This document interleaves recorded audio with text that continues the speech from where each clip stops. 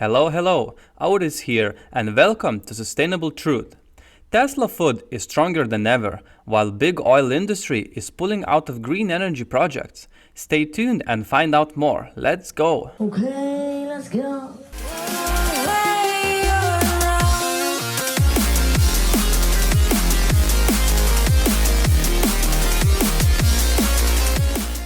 Tesla is under scrutiny again from mainstream media trying to cherry-pick issues to grab headlines.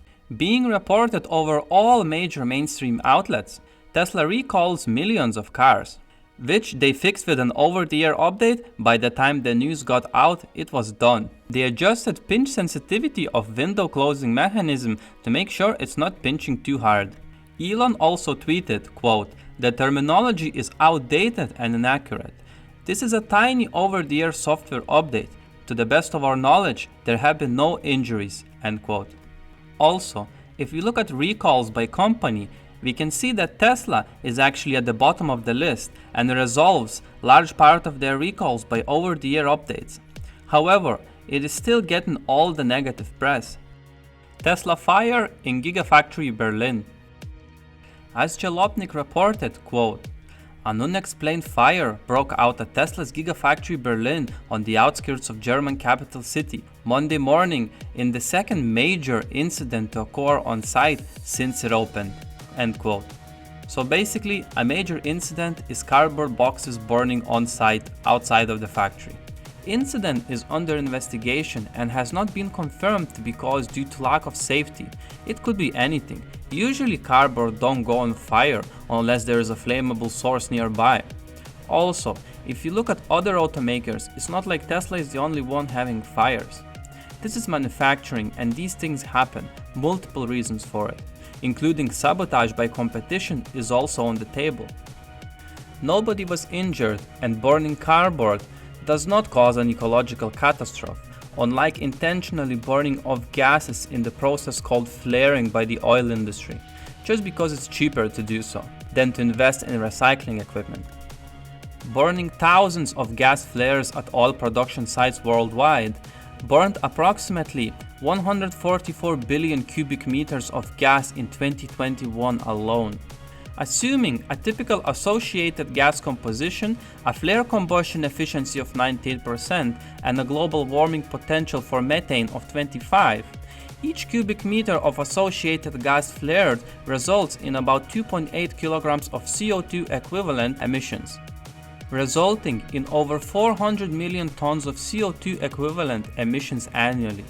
I know the numbers get confusing, so let's look at this in another way. An average car burns roughly 4.6 tons of CO2 every year.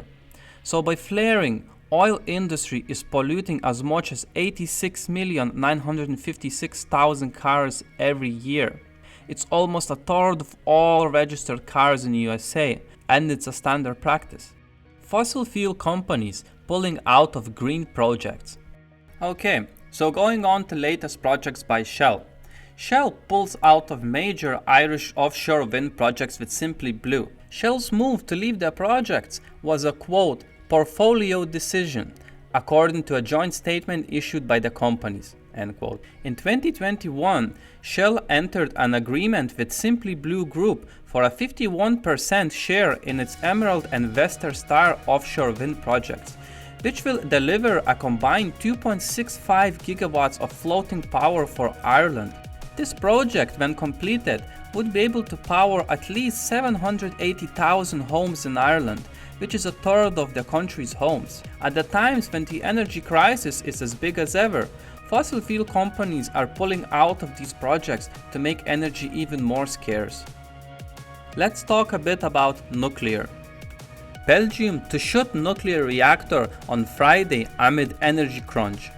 They have planned to shut their nuclear factories years ago, before the whole energy crisis. However, this will make them even more reliant on fossil fuels. They had not found clean alternatives to replace the baseload power provided by the nuclear plants. I know nuclear has a bad reputation due to accidents, but statistically speaking, it's way safer than fossil fuels. Previous accidents were mostly human error, bad location of the plant, design flaws of early reactors, etc.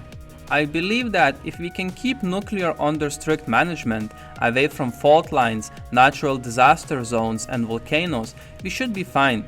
It will not work everywhere, but it's a great base load solution to be accompanied with wind and solar while using battery and hydro storage facilities. Guys, thank you so much for watching until the end.